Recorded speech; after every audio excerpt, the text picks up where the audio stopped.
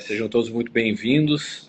Hoje nós estamos fazendo essa live conjunta entre o Instituto Milênio e o Ranking dos Políticos.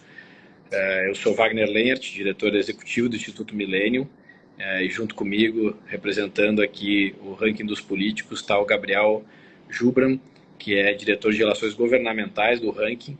A gente tem muita satisfação de estar fazendo esse trabalho e essa conversa em conjunto, porque o Ranking tem feito um trabalho incrível aí em Brasília, no país, e sempre muito bom ter a oportunidade de conversar e compartilhar aí com vocês momentos como esse. E hoje, em especial, a gente tendo a oportunidade de tratar de um tema extremamente relevante, né? Eu, particularmente, me envolvi bastante com essa pauta durante muitos anos, a pauta de modernização do Estado, de reforma administrativa. Alguns até não gostam muito dessa expressão de reforma administrativa, mas fato é que esse movimento, né, de modernizar a estrutura e a administração pública é um dos temas mais relevantes que a gente precisa enfrentar no país. Tem muitos projetos e debates acontecendo e que aconteceram ao longo dos últimos anos no Congresso Nacional e na sociedade brasileira. Agora, recentemente, nós tivemos aí um renascimento da pauta, né, com o presidente Hugo Mota da Câmara dos Deputados levantando esse tema, formando um grupo de trabalho, indicando o deputado Pedro Paulo para liderar esse grupo. Então, tomou corpo novamente o tema e o debate das suas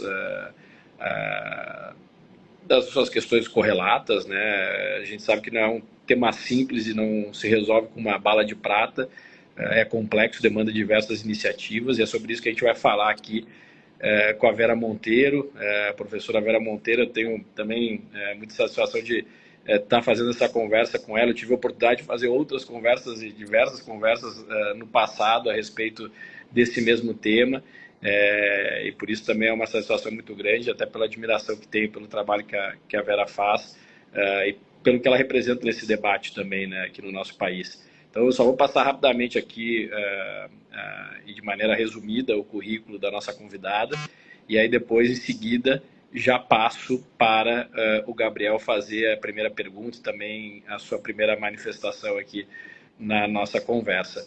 Então, a Vera é advogada, professora de Direito Administrativo da Fundação Getúlio Vargas e da Sociedade Brasileira de Direito Público, é doutora pela USP e tem mestrado pela PUC de São Paulo. Foi Lehman Visiting Fellow na Oxford University, no Reino Unido, e é presidente do Conselho do Movimento Pessoas à Frente, além de integrar o Conselho do Instituto República.org. Vera, como eu falei antes, é uma grande especialista no assunto, eu tenho certeza que esse papo vai ser muito rico. De novo, muito obrigado por aceitar o convite, Vera, bem-vinda ao nosso bate-papo.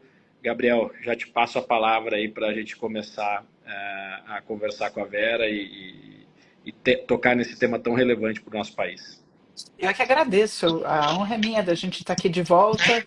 Wagner, que a gente tem discutido o tema já há muitos anos, e o que faz com que a gente já tenha alguma bagagem e alguma maturidade para discutir o assunto. Estou muito contente de estar aqui com o Gabriel, e o trabalho que o Instituto Milênio faz é muito relevante para a pauta da melhoria da qualidade do serviço público no Brasil.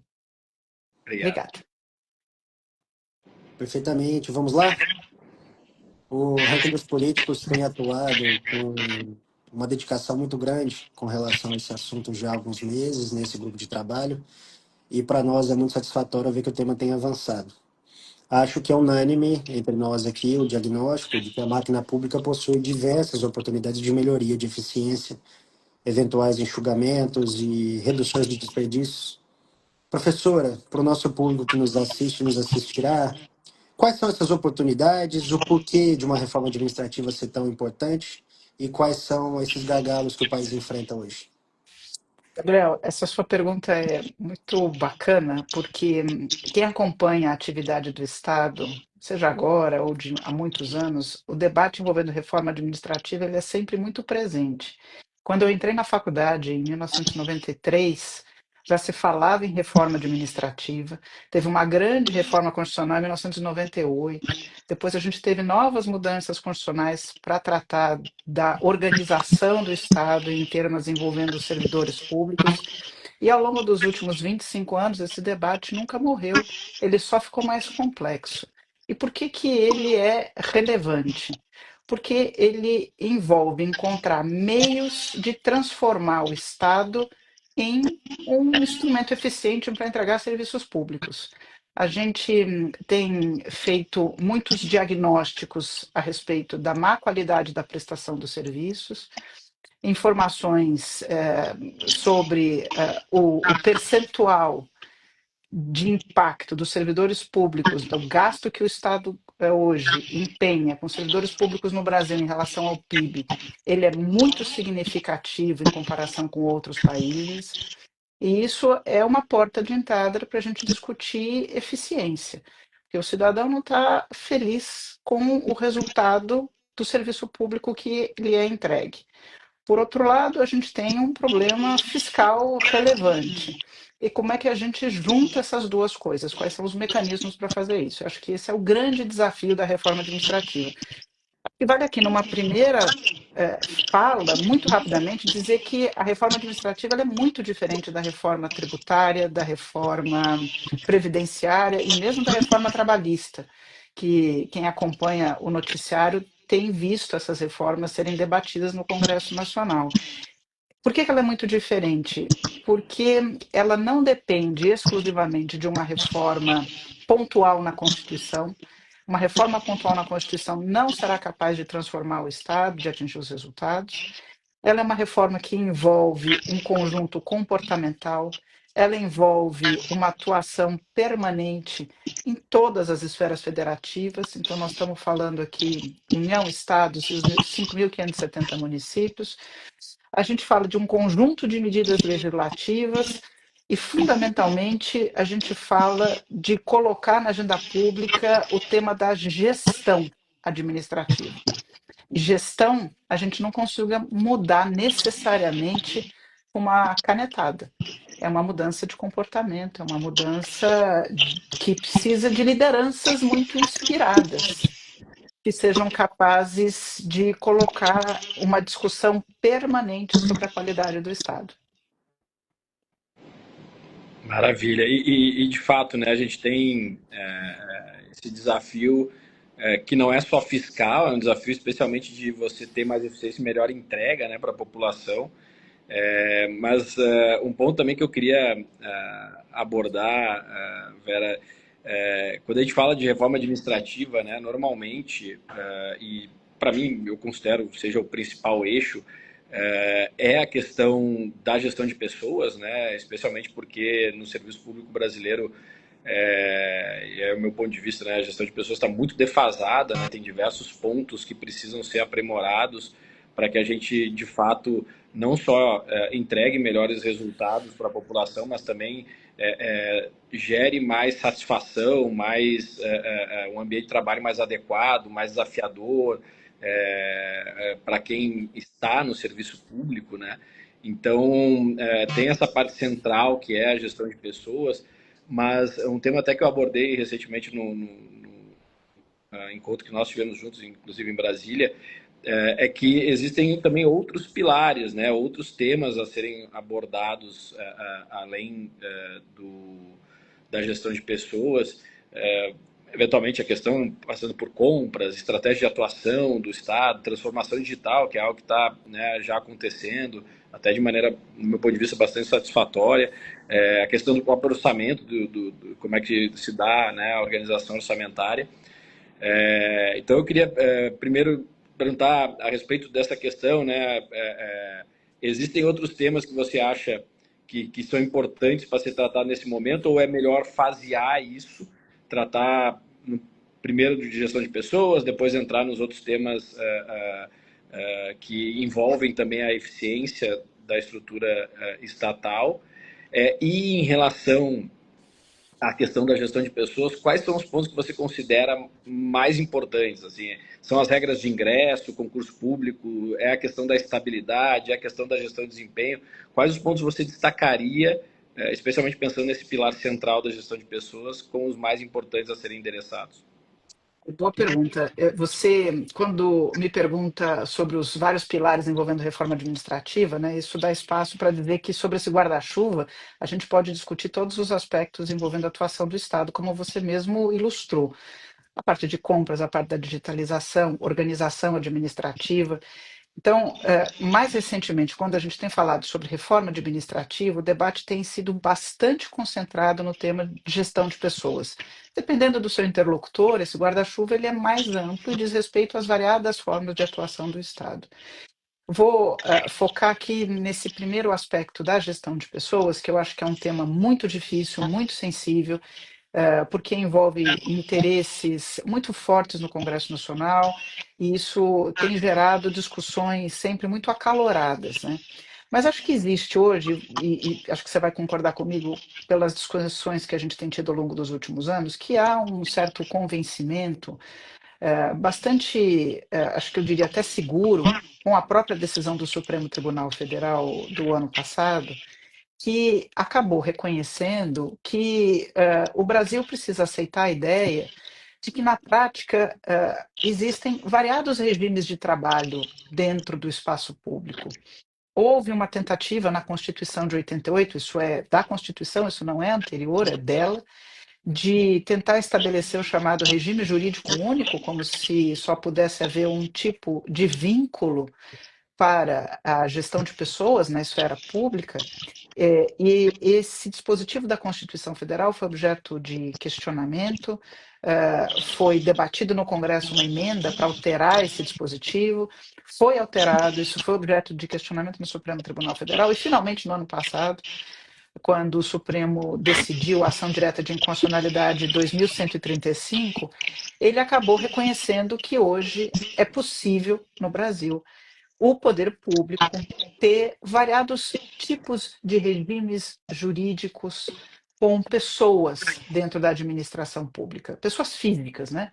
A gente tem um debate, um campo sobre os relacionamentos das pessoas jurídicas, seja terceiro setor, as parcerias público-privadas, como estimular maior participação da iniciativa privada na prestação de serviços públicos. Isso também pode ser um guarda-chuva dentro da reforma administrativa. Temos, inclusive, um projeto de lei tramitando no Congresso que altera a lei de concessões, altera a lei de PPP, para estimular ainda mais a participação privada na prestação de serviços públicos. Sobre isso, acho que a gente tem uma boa legislação no Brasil, mas, enfim, ajustes sempre são bem-vindos e essa dinâmica ela é permanente. Mas sobre a contratação de pessoas físicas, a nossa realidade ela é muito díspare. A realidade da União Federal é diferente da realidade do Estado de São Paulo, que é o meu estado. No meu estado, as agências reguladoras, os seus servidores, eles não têm o chamado vínculo estatutário com o Estado de São Paulo, eles são seletistas, né? E nem por isso a gente questiona aqui no Estado de São Paulo que eles são servidores de melhor qualidade ou de menor confiabilidade, porque não tem o chamado regime jurídico único. Como eu disse, felizmente a Constituição Federal foi alterada, o Supremo finalmente no ano passado confirmou, e hoje nós temos a autorização expressa de que a administração pública pode contratar, seja pelo vínculo indeterminado com base na regra estatutária, que é o regime típico da administração pública, que lhe garante esse vínculo permanente, o vínculo estatutário. Também é possível o vínculo tipicamente trabalhista na administração pública, que a gente já tem nas empresas estatais, mas também é possível na administração direta, nas autarquias, né? É possível a contratação pelo regime temporário, o regime temporário que serve não apenas para aquelas situações emergenciais, mas também para situações de transição, para situações onde a administração pública pretenda fazer uso de um contrato por tempo determinado, não por tempo indeterminado. Esses são todos modelos possíveis, os modelos que autorizam cargos em comissão, que já estão hoje bastante presentes no dia a dia da administração pública, e a gente precisa começar a pensar um pouco do planejamento na gestão dessa força de trabalho. E para isso a gente tem alguns desafios aqui, seja com relação a regulamentação da contratação por tempo determinado, que nós não temos uma lei nacional sobre o assunto. Felizmente, recentemente foi proposto um bom projeto de lei no Congresso Nacional sobre esse tema, que traz segurança jurídica para estados e municípios fazer essa contratação. Só para lembrar, esse é um assunto muito frequente na educação. Mais de 50% dos municípios hoje no Brasil, eles têm a contratação por tempo determinado sendo a maioria dos vínculos dos professores nas suas esferas federativas. E nem por isso a gente tem uma educação pior. A gente teve uma melhoria de IDEB. Então, nessa discussão, é muito importante a gente deixar um pouco as nossas paixões de lado, buscar dados e evidências, e eu tenho a sensação de que precisamos buscar caminhos para trazer mais flexibilidade para a gestão, tendo em vista o objetivo que a gente quer atingir, né? Porque nem sempre a gente precisa ter um vínculo de 60 anos, porque quando o Estado, ele faz um concurso público para uma carreira pré-estabelecida, cargos fixos, o vínculo que vai ser estabelecido, ele, em média, nós estamos falando de 60 anos, considerando o período da atividade e da inatividade. Se a gente pensar em situações de transição, carreiras que envolvem atuação tecnológica, você precisa de oxigenação, é natural que assim seja. E o mundo também trata assim a força de trabalho. Então, é, esse é um primeiro ponto relevante, nós enxergarmos essa multiplicidade de opções como algo positivo para o gestor público, tendo em vista o planejamento das atividades futuras. Qual é a força de trabalho que nós queremos para a atividade que nós vamos desenvolver lá na frente. Então, essa multiplicidade é positiva. A gente hoje já tem um arcabouço jurídico que permite isso, e, se tudo permitir, com a aprovação de uma lei nacional de contratação temporária para trazer mais segurança jurídica para estados e municípios que, em geral, têm uma qualidade muito ruim na legislação sobre esse assunto. A gente teve o ano passado a aprovação de uma lei nacional de concurso público. Você mencionou aqui sobre concurso. Eu acho que o concurso é um dos elementos mais importantes nesse tema da gestão de pessoas, porque concurso é a porta de entrada do servidor na administração pública, de quem você vai escolher para ser o seu parceiro por um período determinado ou indeterminado. Concurso público não pode ser um ambiente tipicamente formal, onde as provas são daquela modelo muito tradicional de múltipla escolha. A prova tem que ser capaz de identificar competências e habilidades adequadas para aquela função, né? E tem que ser possível que faça parte do concurso público, inclusive, um período de teste, um período de avaliação, um período em que seja possível incorporar o candidato no ambiente do trabalho para saber se ele tem aptidão para aquilo que você vai fazer. Isso pode fazer parte do concurso público. O Itamaraty faz isso, né? O Itamaraty, já há muitos anos, faz parte do seu concurso público um curso de formação. E a aprovação nesse curso de formação, que inclusive permite que o candidato possa atuar em certas atividades dentro do Instituto, isso vai fazer com que seja possível identificar a aptidão, a vocação específica daquele candidato para aquela função. Isso para além de ser possível a gente conseguir eu acho que a Priscila, que alguém está comunicando a gente que a gente estava com um eco. Não sei se a gente já conseguiu resolver esse assunto. Será que nós conseguimos? Será que alguém talvez Eu acho que melhorou agora, Vera. melhorou? Eu acho que sim. O pessoal pode até. Eu mantive o meu microfone desligado aqui, por isso eu vou voltar a desligá-lo, tá? Vou também Tá. manter o meu desligado, vamos ver se. Vamos ver se melhorou aqui. Bom, qualquer coisa, os nossos telespectadores nos avisam aqui, por favor. Então, eu dizia, é muito importante o concurso, porque o concurso é a porta de entrada e o concurso tem que ser capaz, inclusive, de ter um espaço de avaliação dessas vocações. E com a lei que foi aprovada no ano passado, eu acho que agora a gente precisa implementar isso. Não é fácil implementar, mas a gente tem agora um arcabouço legal para isso. Eu disse que a gente precisa usar o estágio probatório para efetivamente fazer avaliação de desempenho, porque vamos lembrar, né, Wagner e Gabriel, estágio probatório no Brasil originalmente era de 2 anos e a gente passou para 3. A gente pode passar o estágio probatório para 10 anos, se vocês quiserem, e ele vai continuar igual, porque o nosso grande problema aqui é como fazer uma avaliação adequada do servidor durante esse período. Então, a partir de uma boa avaliação, ele pode vir a adquirir a estabilidade, se a gente estiver falando de certas carreiras. Agora, o tema da estabilidade em si, eu acho que ela é relevante, ela é importante, mas ela não serve para todo tipo de atividade dentro da administração pública. Por isso que a gente volta à minha fala inicial.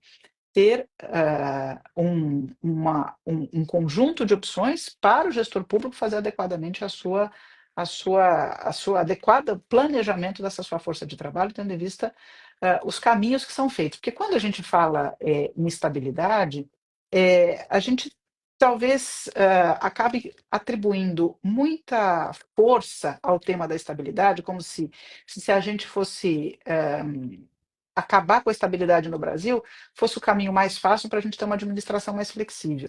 E o que eu mencionei agora é que, se na própria estágio probatório, que permitiria que ao final dos 2 ou 3 anos agora, ao final dos 3 anos, você não confirmasse o candidato que não se mostrou apto àquela função, se a gente não consegue nem fazer isso, o problema não é propriamente a estabilidade, o problema está muito mais relacionado à nossa dificuldade de fazer uma boa gestão de pessoas dentro do serviço público.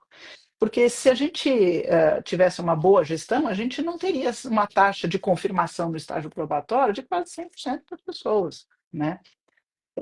Acho muito difícil a gente fazer uma discussão dizendo, olha, estabilidade só para aqueles que são ocupantes dos chamados cargos típicos, né? O problema do que são os cargos típicos de Estado no Brasil, essa definição ela não existe. Essa definição ela é uma construção numa tentativa sempre de se buscar equiparações, então quase como um efeito bola de neve. E quando todas as tentativas que a gente teve de tentar definir o que são as carreiras típicas de Estado no Brasil, o que a gente percebeu, qual foi o efeito no Congresso, é inflar o número de potenciais carreiras que queriam ser contempladas dentro dessa categoria, né? Isso aconteceu na tramitação da PEC 32, por exemplo, em que todas as carreiras de segurança, guardas municipais e todas elas acabaram tentando garantir, porque seria a maneira de garantir mais direitos em detrimento de outros. Então, quando a gente fala em reforma administrativa, também temos um enorme desafio de pensar em qual é a melhor estratégia para enfrentar os problemas, né? Porque os debates no legislativo são muito complexos e nem sempre a maneira que parece ser a mais simples de resolver os desafios, ela é que vai nos trazer os melhores resultados.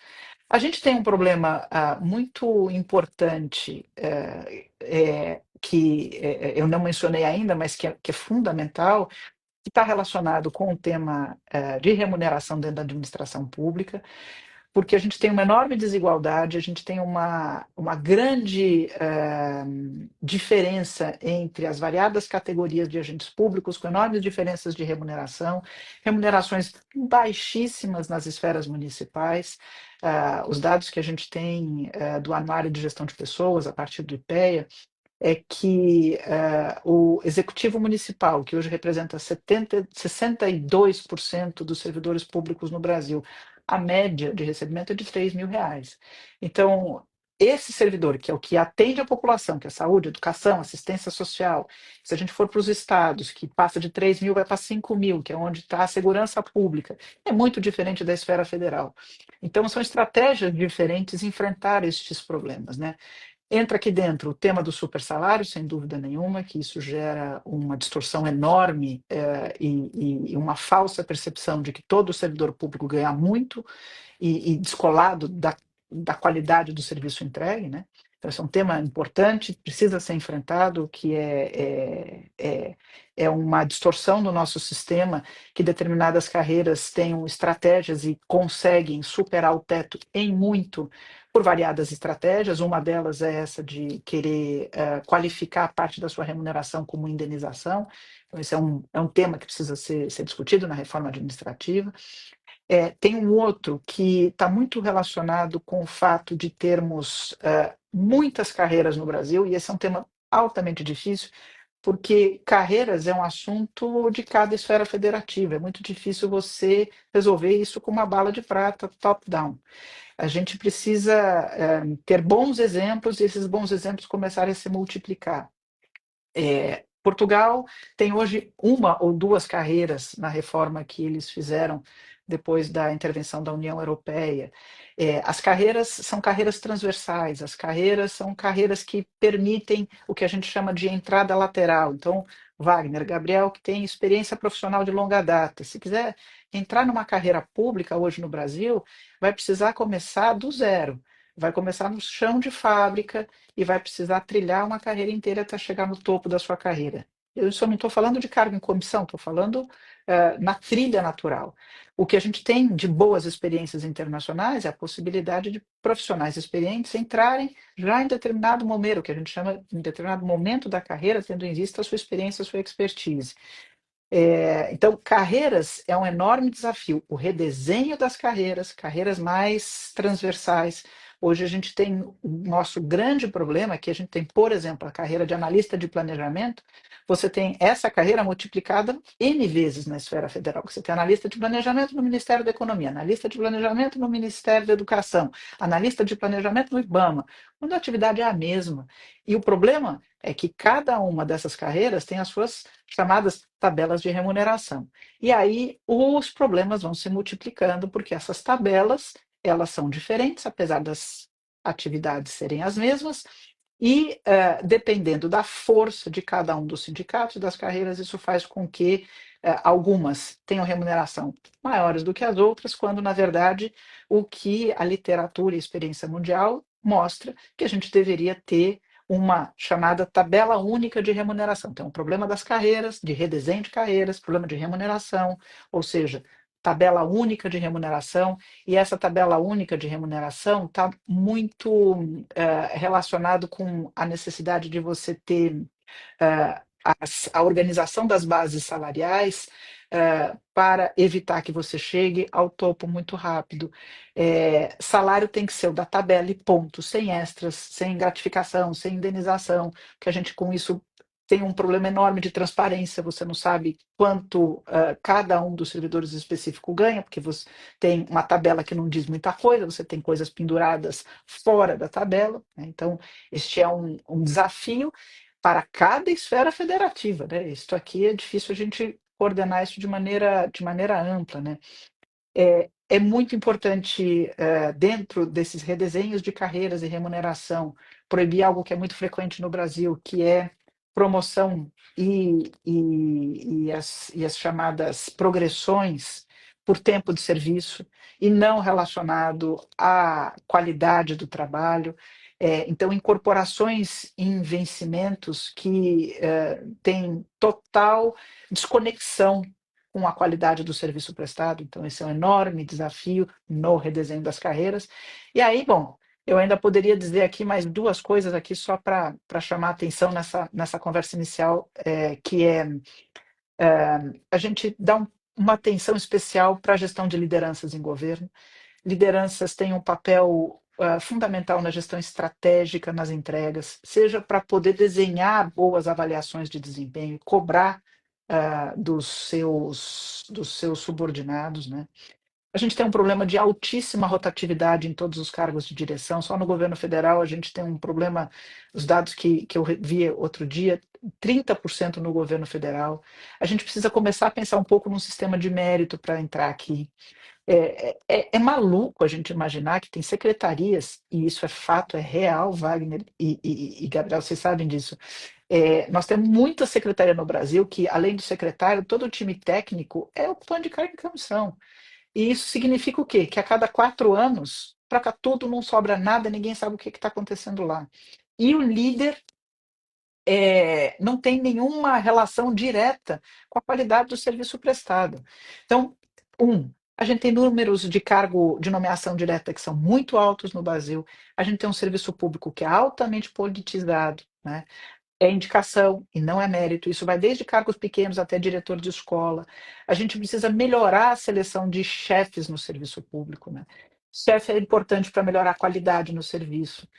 No Executivo Federal, se eu não estiver errada, são mais de 30 mil postos de posições em comissão, entre cargos e funções de livre provimento, né? É claro que, dependendo da esfera federativa, você tem um maior número de postos que são privativos de servidores públicos. Tem municípios que não têm essa proporção estabelecida em lei, mas esse é um tema importante. Eu acho que um projeto de lei nacional pode ajudar muito na criação de uma política nacional de lideranças. A gente precisa ter visibilidade. Quem são os ocupantes de cargo em comissão no Brasil? A gente não tem a menor ideia. Nós estamos falando de quantos mil postos no Brasil, quem ocupa, quem são essas pessoas, qual a responsabilidade dessas pessoas, a gente não sabe nada. Esse é um tema importante. Lei de greve no serviço público. A gente vê auditores fiscais, polícia militar, e a gente até hoje não conseguiu estabelecer uma lei importante sobre isso. Eu falei dois, mas vou falar só mais um, que aqui é o terceiro, que é a gestão de desempenho, né?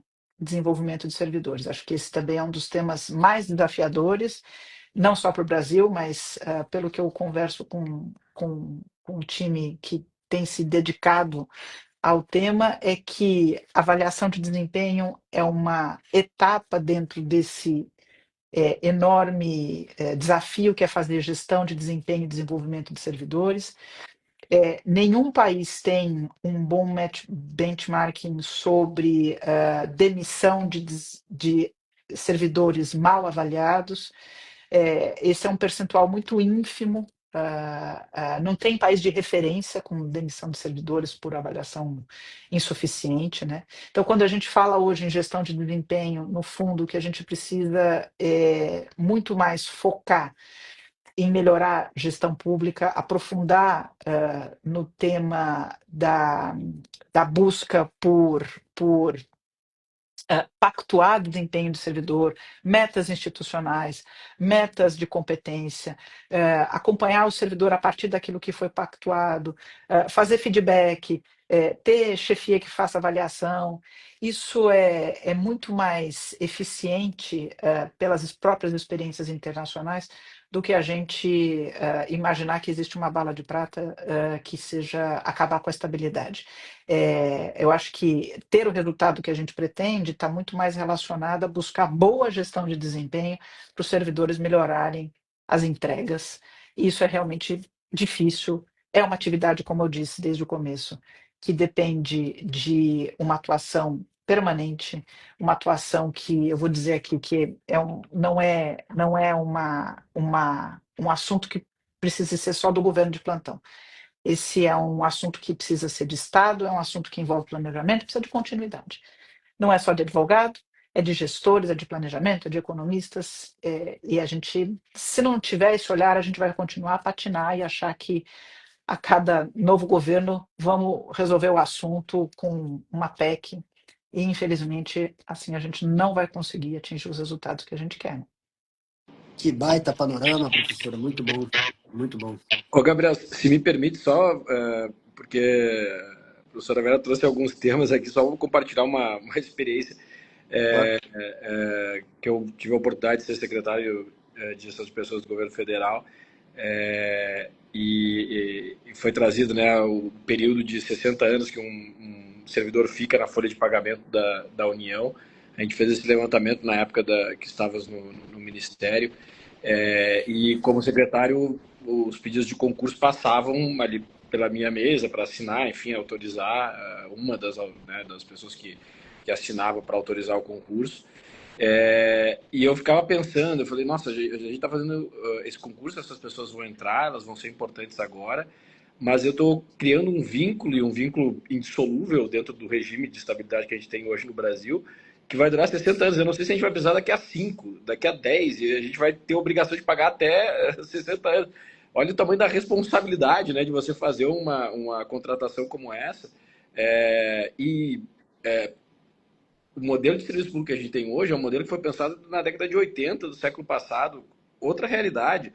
A continuidade, não só no serviço público, mas em empresas privadas também, as pessoas ficavam muito tempo nas mesmas organizações, sejam elas públicas ou privadas, era uma característica do mercado de trabalho.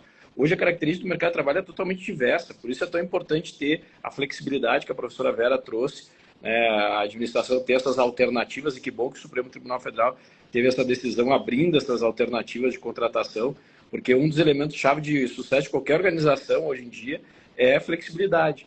E um outro ponto, também por um lado é meio triste, né? Porque esses temas que a professora Vera trouxe, direito de greve, gestão de desempenho, todos os temas que eu, há 4 ou 5 anos atrás, trabalhamos em textos, trabalhamos em propostas, mas infelizmente a coisa não, é difícil de andar dentro do executivo, depois é difícil de andar dentro do legislativo, virar realidade, aí não é só virar lei, depois tem que implementar, que também é um desafio enorme. Mas enfim, só para compartilhar essa experiência. Vai lá, Gabriel. Professora, nesse atual estágio, para a gente comentar um pouquinho com as pessoas que nos assistem, nos assistirão, o que é que está acontecendo, o GT concluiu seus 45 dias de funcionamento lá na Câmara, né? E, a princípio, agora, na retomada do recesso legislativo, dos trabalhos voltando na próxima semana, o relator, o deputado Pedro Paulo, deve apresentar o texto. Até agora, o que nós temos são sinalizações, né? Então, o debate ainda é, de certa forma, aquele belo campo de margaridas, sem ainda os espinhos aparecendo. Uma das sinalizações que Pedro Paulo coloca é que ele ainda não entrou no assunto dos supersalários, que é um dos temas que você mencionou no seu panorama. Sobre esse ponto, Pedro Paulo tem dito que tem interesse em enfrentar esse assunto, que é muito espinhoso, mas que quer fazer isso com a estratégia de trazer o colégio de líderes para dentro dessa discussão, para que, nas experiências de outros momentos em que a reforma administrativa foi tratada pelo legislativo, o que se viu é que quando não havia esse alinhamento dos temas mais quentes, o texto acabava morrendo. Hoje, Pedro Paulo deve trazer esse tema ao colégio e esperar uma reação deles, de cada partido. Sabemos que partidos plurais que são, vão se manifestar de maneira diferente. Pela experiência dos últimos episódios de se discutir uma reforma administrativa, como que a senhora vê essa movimentação? Nessa semana, só para contextualizar também, teve uma coluna no site Valor Econômico do nosso colega Bruno Caraza, que ele faz muito bem um panorama do que significam esses supersalários. Só para termos noção com relação a esse ano, se pegarmos só aquilo que é acima do teto, que vai ser gasto com o judiciário, com o Ministério Público e com advogados públicos, já dá os 20 bilhões de reais que foram necessários no aumento do IOF, que gerou toda essa crise que estremeceu a República, com o decreto legislativo derrubando, depois daquela decisão do Supremo Tribunal Federal, que é questionada pelos parlamentares como inconstitucional. Então, assim, apenas o supersalário já daria conta de não ter necessidade desse aumento. Como é que a senhora vê essa estratégia e o avanço dessa discussão? A pergunta é boa e eu queria, em um minuto aqui, apenas lembrar algo que, para mim, não era claro e eu descobri isso outro dia pesquisando o tema dos supersalários. A Constituição Federal Brasileira, Gabriel, foi alterada 4 vezes já para tratar desse assunto. 4. Isso é uma loucura, né? Então, a gente enfrenta o problema dos supersalários desde 1988. A primeira vez que houve uma reforma constitucional sobre o tema foi a emenda 19, em 1998. Foi o momento em que se alterou o artigo 37, inciso 11 da Constituição Federal, para dizer que nenhum servidor poderia receber mais do que recebe o ministro do Supremo. Foi o momento que se disse, olha, vamos estabelecer aqui um teto, não pode receber mais nada, seja que título for. Então, com a emenda, o teto foi unificado, passou a valer para todo o serviço público, que isso também era um problema, que não estava claro, passou a ser para todas as esferas federativas. Essa emenda constitucional 19, ela também criou a figura do subsídio, né? O subsídio já tinha essa tentativa de evitar os penduricalhos. O que é o subsídio? É a percepção da chamada parcela única, que é a ideia de receber um valor em parcela única, o subsídio, independentemente da classificação das verbas, que era para evitar os vazamentos e ter superação do teto. Então, isso nós estamos falando de 1998, então foi a primeira tentativa de resolver esse assunto. A segunda reforma constitucional vem em 2003, com a emenda 41, 5 anos depois. O objetivo era o mesmo, evitar vazamento naquilo que diz respeito ao teto constitucional. Então, 5 anos depois, continuava vazando e a estratégia foi a mesma. Deixar ainda mais claro na Constituição Federal que todas as verbas adicionais a salário se submetem ao teto remuneratório. Então, vantagens pessoais e de qualquer natureza. Então, o 37 foi modificado de novo para dizer, inclusive, que Ministério Público, procuradores, defensorias, todos se submetiam ao teto, estabelecia até um subteto com relação a eles, né? Mas dizia especificamente, reforçando na redação, dizendo, gente, pelo amor de Deus, teto é teto, não dá para vazar. 5 anos depois. Terceira reforma constitucional foi em 2005, 2 anos depois, emenda 47. Nesse momento, a reforma veio para dizer que não serão computados nos limites remuneratórios as parcelas de caráter indenizatório. Por quê? Porque aí foi uma tentativa de abrir a discussão sobre essas chamadas de parcelas de caráter indenizatório, que é central nesse debate dos supersalários que você trouxe, porque é nesse momento em que se começa a tentar qualificar como indenizatório qualquer coisa, porque uma vez considerado indenizatório, poderia superar o teto. Porque vamos lembrar, parcelas de caráter indenizatório, na sua origem, estão relacionadas àquelas que dizem respeito à reparação de um gasto no exercício da sua atividade, mas é uma reparação que ela é transitória. É uma reparação que está relacionado a algo que não é rotineiro. Ela não é algo a perder de vista, né? Inclusive com Então, aplicações tributárias diferentes das verbas que são remuneratórias, né? exatamente, porque na remuneração eu tenho a aplicação do imposto de renda. A indenização, como ela não é remuneração, ela não tem o desconto do imposto de renda. Então, é correto eu qualificar como auxílio transporte, eu qualificar como uma verba indenizatória. Isso tem sido qualificado assim na Justiça do Trabalho, para o trabalhador da iniciativa privada. Existem exemplos, outros, despesas relacionadas a uma mudança, são situações pontuais. O problema é que quando essa terceira mudança constitucional deixou explícito, e corretamente, a meu ver, que os adicionais os adicionais indenizatórios, as parcelas de caráter indenizatório, não compõem a remuneração, explodiu na administração pública verbas pagas a título de indenização, quando, na verdade, o seu caráter era remuneratório. E aí começam distorções malucas, como, por exemplo, as parcelas que são pagas por excesso de trabalho, e aí excesso de trabalho ou qualquer outro tipo, ou venda de férias nas férias de 60 meses, qualificando sempre como indenizatório, seja para não pagar imposto de renda e para superar o teto. E aí, para finalizar, a gente teve uma quarta alteração constitucional, e essa alteração ela foi feita mais recentemente, agora no final do ano passado, para dizer que uma lei ordinária aprovada no Congresso Nacional ela deveria estabelecer limites aos supersalários. E por que que foi feito isso no final do ano passado, na discussão do pacote fiscal que alterou o parágrafo 11 do artigo 37?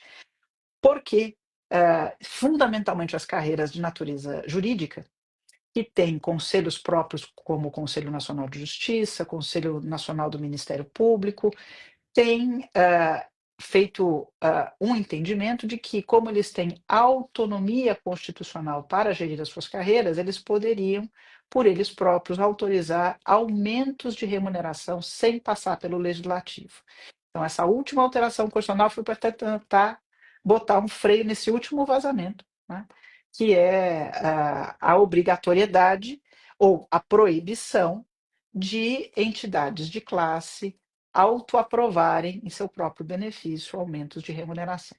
O que tem saído nos jornais nas últimas semanas, e você faz uma bela menção às colunas do Bruno Caraza, em que ele tem chamado atenção para o fato de que algumas carreiras, além do problema das indenizações que são qualificadas indevidamente como tal e deveriam ser remuneratórias, a gente ainda tem uma caixa preta, que são os honorários de sucumbência nas advocacias públicas, ou as tentativas de se ter fundos privados com recursos públicos para garantir maior remuneração a certas carreiras, o que tem gerado uma discussão muito importante sobre, de novo, a aplicação do teto constitucional para essas carreiras, e esse é o debate envolvendo os supersalários. Aí você me pergunta, qual é a boa estratégia para a gente resolver esse assunto, né? Bom, se eu tivesse a resposta, ou se alguém tivesse, talvez a gente já tivesse resolvido esse problema.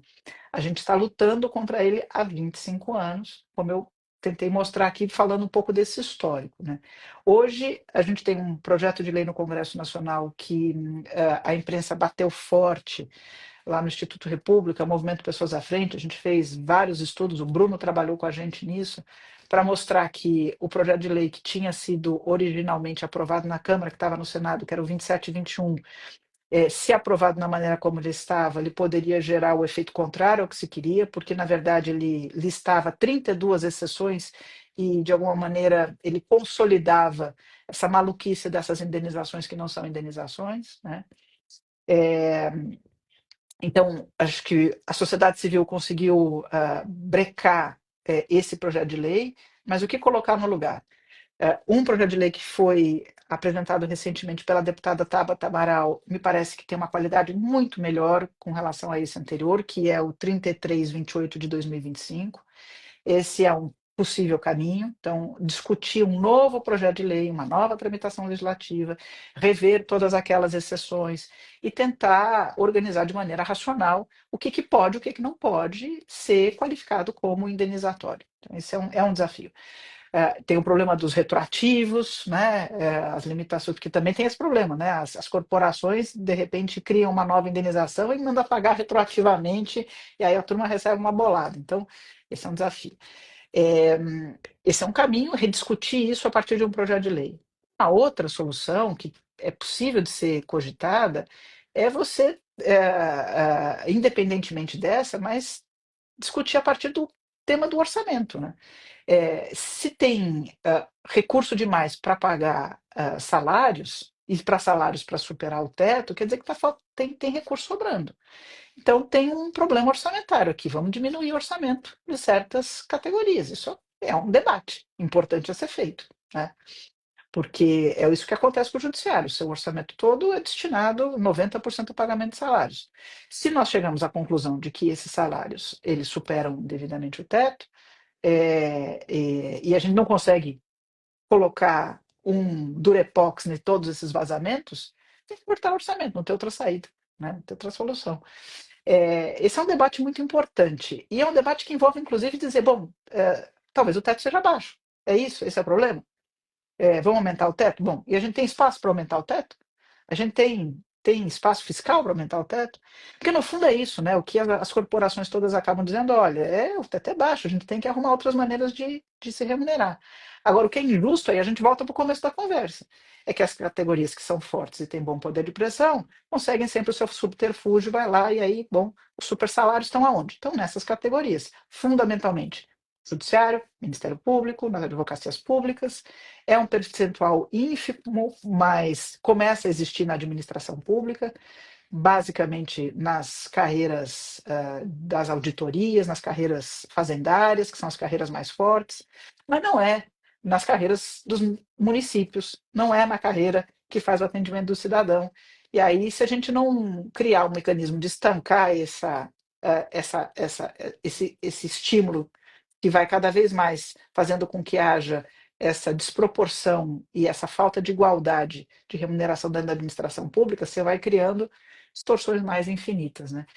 Então, para responder de maneira muito objetiva a sua pergunta, como a gente precisa enfrentar? Acho que de maneira clara com a sociedade civil e pelos instrumentos legítimos. Tentar aprovar de novo um projeto de lei detalhado. Isso a gente não tentou ainda. Todas as nossas estratégias até agora foram estratégias muito macro na Constituição Federal. Elas não funcionaram. Então a gente precisa descer a um nível de detalhe. É isso que agora esse novo projeto de lei está tentando fazer no Congresso Nacional. Se isso vai dar certo ou não sei. Pode ser que alguém invente um outro subterfúgio. Aí qual é a solução? Eu só vejo um é cortar o orçamento, não tem outro. Esse tema é central e é muito espinhoso, né? Difícil porque envolve inclusive a relação entre poderes, né? Não, você não está falando só do executivo, você está falando do legislativo, do judiciário. Então, mas é fundamental que seja enfrentado, que o Congresso, né, tenha a capacidade de conseguir estabelecer o diálogo, a coragem para enfrentar os temas, trazer as pessoas que precisam para encontrar a solução. E eu já fico muito feliz, né, que pelo menos a imprensa, a sociedade civil, é só um assunto que entrou na nossa pauta. Exato, e Isso aí. quase unânime, né? Assim, todo mundo entende que precisa ter algum freio. Agora é a questão de como fazer e como implementar. Vera, um outro tema que eu queria trazer aqui é que muitas vezes quando a gente fala sobre reforma administrativa, as pessoas veem, ah, não, mas isso é para destruir o serviço público, é para diminuir a importância das atividades desempenhadas pelo setor público. Quando, na verdade, eu raramente encontrei pessoas que tivessem esse espírito, assim, pelo menos com quem está trabalhando no tema. Você é um exemplo disso, mas tem tantas outras pessoas. O objetivo é muito claro de trazer a administração pública para o momento do mundo que a gente vive hoje, do mercado de trabalho, da dinâmica tecnológica, enfim, para a realidade que a gente vive hoje. E mais do que isso, é ter a capacidade de entregar melhor, mais para quem precisa, né, das atividades públicas, né? Você ter uma eficiência melhor da máquina pública, uma eficácia melhor.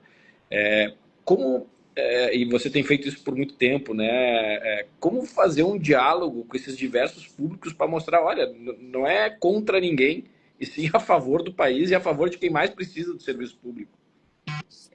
Você tocou num tema fundamental. Reforma administrativa não é para fragilizar a administração pública. Reforma administrativa é para fortalecer, para aperfeiçoar a administração pública, para que ela seja capaz de entregar serviço público. É para isso que serve.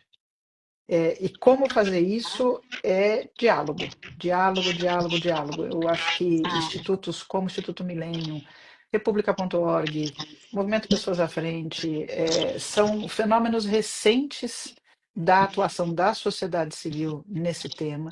Isso não existia no passado. Quando a gente falava em reforma administrativa, o que existia eram apenas grupos de interesses muito ligados a certas carreiras. A sociedade civil não entrava nesse debate. E eu acho que a gente tem buscado criar ambientes de diálogo, porque existe racionalidade também nos grupos de interesse.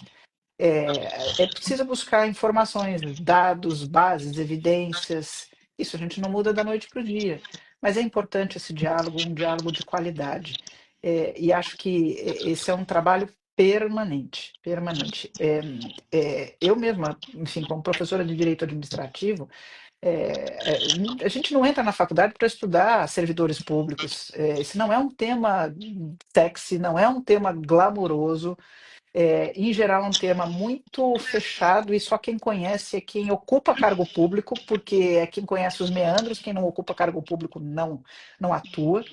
Mas quando você passa a ter uma atuação que é multissetorial, em que você tem hoje debates permanentes, uma imprensa mais qualificada, de economistas, um debate que envolve questão fiscal, porque no fundo uma das consequências de uma boa reforma administrativa vai ser a economia de recursos. A reforma administrativa não é o caminho para fazer uma gestão fiscal.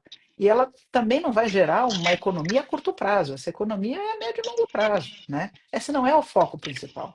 Mas ele é um foco importante, é um foco de melhoria. E eu só consigo enxergar, Wagner, assim que nós entramos nessa discussão, na PEC 32, quando a gente debateu junto, e eu acho que de lá para cá a gente tem amadurecido esses espaços de diálogo. Eu não estou dizendo que isso seja fácil, mas eu tenho percebido que é um espaço que no passado não existia. De modo que eu chamo aqui para um debate racional todo mundo que tem algum tipo de relacionamento com bom desempenho do Estado, seja pessoas que estudam gestão pública, pessoas que estudam orçamento, pessoas que estudam controle, pessoas que estudam carreiras públicas propriamente ditas, e aqui isso é multidisciplinar mesmo.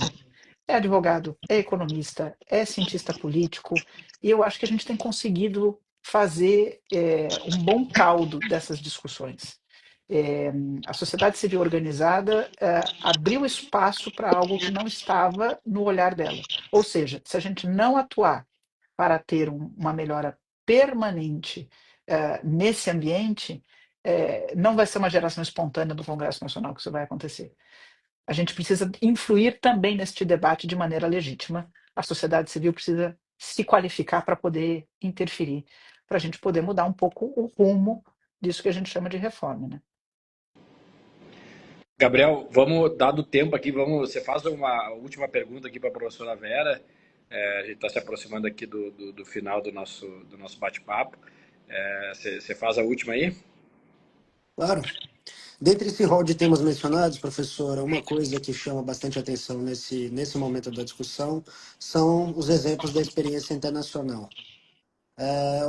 Para ser uma pergunta bem breve, o que a senhora destacaria de bons exemplos que outros países adotaram, que funcionou, que diminuiu resistências e que hoje, do ponto de vista da administração pública, é uma referência para o Brasil adotar? Vamos lá, boa pergunta, né? Eu talvez dissesse assim, rapidamente, concurso público. Então, exemplo de Portugal é um exemplo importante. Sobre Portugal e Chile. Usar o concurso público como uma efetiva boa porta de entrada, escolher quem é vocacionado, que tem habilidade e competência. Primeiro ponto. Então, o concurso público não pode ser uma porta meramente formal. Não se faz escolhas meramente objetivas. É preciso avaliar adequadamente competências subjetivas daquele que vai se vincular à administração pública por longo tempo. Isso vale não só para concurso público, mas para processo seletivo simplificado também, seja para contratação temporária e para outros vínculos. A segunda coisa está muito relacionada ao tema da gestão de lideranças. Eu acho que esse também é um exemplo importante no Chile, um exemplo importante em Portugal. Gestão de lideranças para que a gente tenha um melhor sistema de mérito e de qualificação daqueles que vão liderar a construção da melhor qualidade do serviço público na administração pública. Isso não significa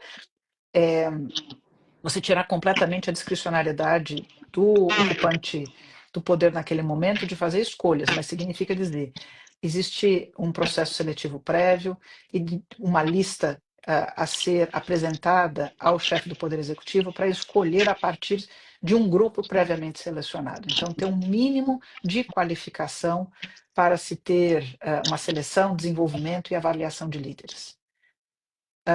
Terceiro ponto, eu diria que é o tema da gestão de desempenho e desenvolvimento.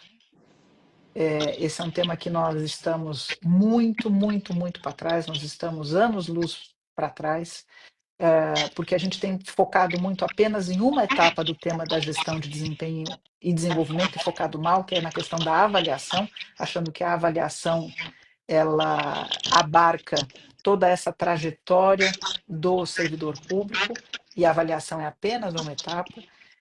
Isso significa também planejamento de metas, planejamento de entregas, planejamento, acordos de resultado, isso é muito importante. E para terminar, carreira, né?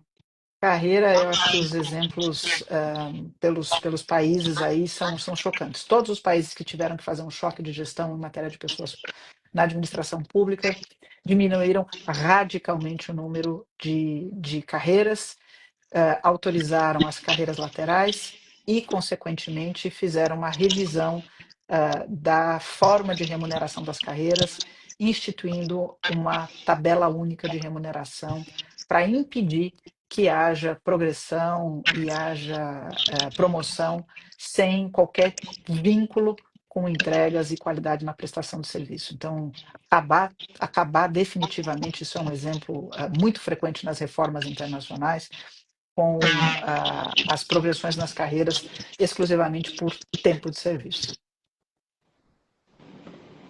Maravilha. Vera. Posso dizer mais uma? Claro, por favor. Que a gente não mencionou aqui no último minuto do segundo tempo, mas eu acho que é uma coisa bem relevante. A gente está pouco acostumado a gente ter um planejamento unificado da força de trabalho. Os órgãos de RH nas esferas federativas como um todo, estão muito pautados com a lógica de fazer folha. E a gente precisa superar isso. Wagner, lá na administração federal, insistia muito nisso. A necessidade de cada esfera federativa ser capaz de construir um ambiente de desenvolvimento, de planejamento, de avaliação, ou seja, um RH público robusto, que não se resuma a fazer fechamento de folha no final do mês. Essa é uma mudança que é muito relevante e que a gente ainda tem falado muito pouco sobre ela. Agora, Que fale. normalmente é um departamento de pessoal, né, Vera? Ele roda a folha, marca férias, ausências, enfim, mas não faz gestão de pessoas verdadeira, né? Não faz essa inteligência aplicada à gestão de pessoas, tanto para o benefício da administração quanto para o benefício dos próprios servidores. E isso é algo que perpassa não só a União, mas estados, municípios, em especial, que ainda tem menos estrutura. A União ainda tem muito mais robustez, mas quando você vai para as esferas subnacionais é mais crítico ainda. Mas até pelo compromisso aqui do tempo, né, que nós combinamos, eu queria agradecer muito, Vera, a conversa. A gente poderia passar a noite aqui conversando sobre os temas, porque são muitos e todos eles têm o seu grau de complexidade, né? Então não são temas simples e fáceis de resolver. Como você falou, se fossem já teriam sido resolvidos. Mas queria te agradecer muito aí pelo seu tempo e por compartilhar conosco esses insights. Passo a palavra aqui para o Gabriel também fazer as considerações finais dele e aí depois as suas também, e aí a gente encerra aqui. Vera, muito obrigado por manter o padrão. É sempre uma aula conversar contigo e ouvi-la. Então, só tenho a agradecer por mais essa oportunidade de aprender bastante sobre esse tema. Eu é que agradeço, Gabriel, Wagner, por vocês terem trazido esse tema que não é sexy para uma quarta-feira à noite no canal do Instituto Milênio. Esse é um assunto que a gente precisa popularizar, precisa entrar na boca das pessoas, a gente precisa pensar em conjunto e soluções só serão boas se a gente convencer as pessoas da importância de uma reforma que seja capaz de transformar o Estado para aquilo que a gente quer, que é a entrega de serviço público para o cidadão. É para isso que serve, é para isso que a gente trabalha. Então, eu agradeço muito o trabalho que vocês têm feito aqui para a gente pensar o Estado do futuro. Obrigada, Gabriel. Obrigada, Wagner. Obrigado. Até a próxima. Tchau, tchau.